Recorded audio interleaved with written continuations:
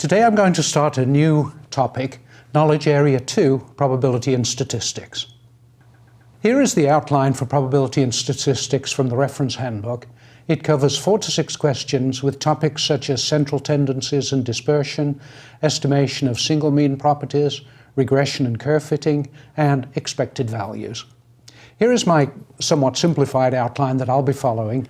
First we'll look at basic parameters, then permutations, combinations, probability, confidence levels, hypothesis testing, and finally linear regression.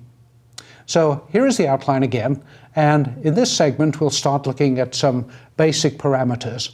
And here we will first of all look at some fundamental dimensions of statistical properties, and then particular ones, mean, standard deviation, and dispersion. So first of all, some basic principles and definitions. Population refers to the entire collection of objects, in other words, all of them, whereas a sample is a subset of that population. A random variable is the variable of interest being measured, for example, the lifetime of light bulbs, for example. And the random variable can be either continuous or discrete. It can take on either continuous values or only have discrete values. A parameter is a numerical attribute of the entire population. For example, the average or mean value of the population would be a parameter, whereas a statistic is a numerical attribute of the sample or the subsample. For example, the average value of some sample property is a statistic of that sample. There are various measures of central tendency which are illustrated in this extract from the reference handbook here. And the most common, of course, is the sample mean or average, defined as here. X bar is the sum of the values divided by the number of samples, where xi is the value of the individual sample data, and n is the number of samples. And we usually denote that by x bar. The population mean we usually denote by mu is just the average or the mean of the entire population, where capital N is the number of items in the entire population. We also have a weighted arithmetic mean defined as here, where W are the weights of the individual sample values. Dispersion is a measure of the scatter or the spread or the variability of the data.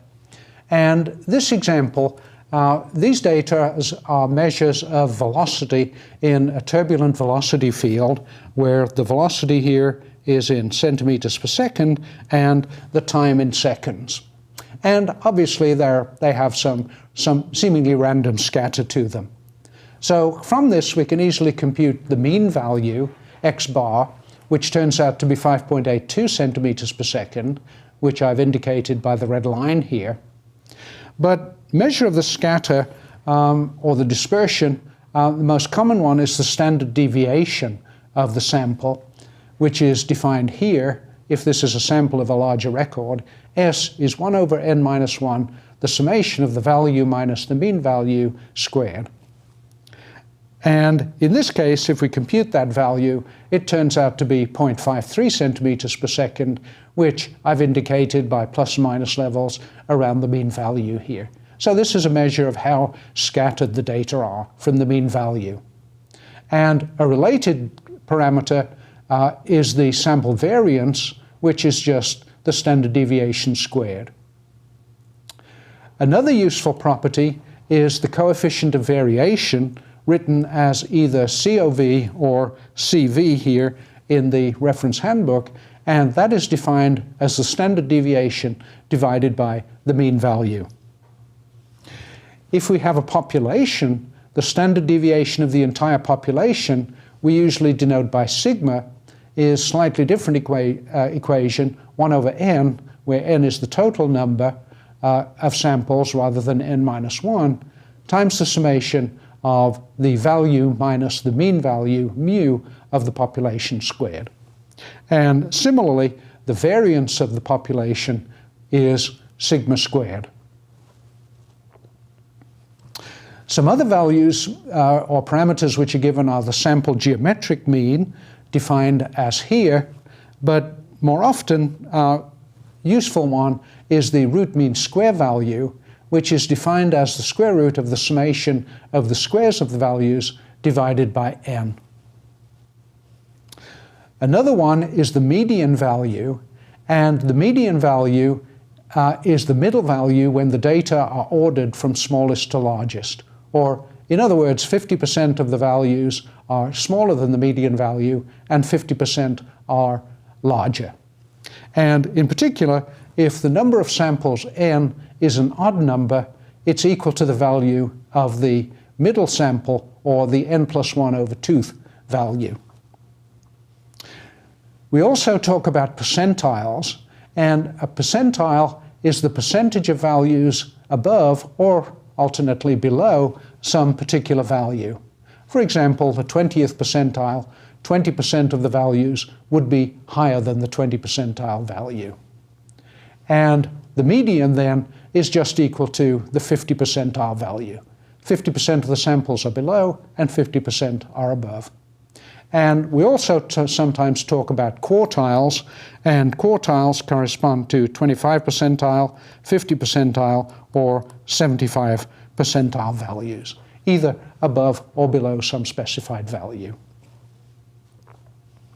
So let's do an example on that. We have 8 sample measurements of the waiting time for a bus in minutes are 4, 2, 5, 6, 7, 10, 9, and 4.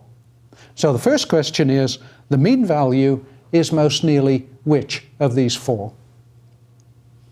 So a basic definition, assuming this is a sample, is x bar is 1/n summation of xi.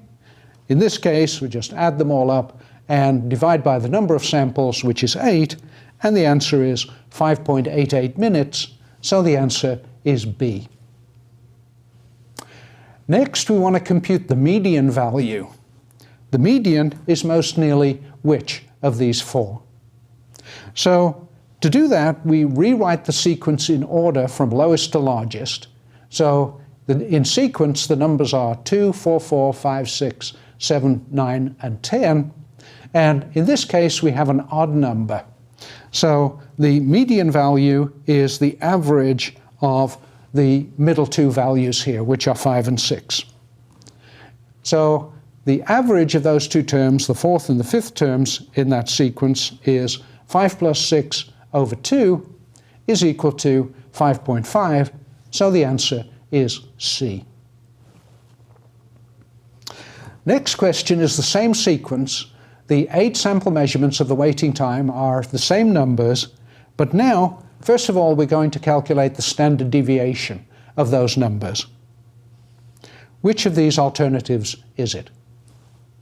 So here's our definition of the standard deviation. Assuming this is a sample of a much larger population, S is equal to square root of 1/n minus 1, etc. From the previous example, we've already computed the mean value, x bar, was 5.88 minutes. So writing this out in all its detail, we have 1/n minus 1, which is 1/7, times the first value, 4, minus the mean value, squared, etc. And those are all the terms involved. And computing that out, the answer is 2.70 minutes. And the answer is B. Now, if this had been a population, in other words, the bus only ran 8 times in total, it's never going to run again ever, it's the entire population, then the equation would be slightly different. We'd use the symbol sigma for the standard deviation, and the equation would be 1/n, where n is the total number, times the summation of xi minus mu, where mu is the average of the entire population. But the average, of course, is just the same. Mu is equal to x bar here. So in this case, the equation becomes 1/8 multiplied by the same parenthesis, and the answer is then a little bit different. It's equal to 2.52. But of course, if n, either lowercase n or it becomes a very big number, then the standard deviation of the sample becomes essentially equal to the standard deviation of the entire population when n is a big number. The next question, we want to compute the root mean square value of the data. So the root mean square value is which of these four alternatives? Here's our definition of the RMS value, summation of the sum squared divided by n. So this is the same equation. The only difference is that we don't subtract the mean value from the numbers when we sum up the squares. So is equal to that, and the answer is 6.39. So the answer is D. Now, we were not asked for this, but it's also of interest to calculate the coefficient of variation, which is the standard deviation divided by the mean value, which in this case, the standard deviation is 2.7, the mean value is 5.88, so the coefficient of variation is 0.46, or 46% in this case. And this concludes our preliminary discussion of basic parameters.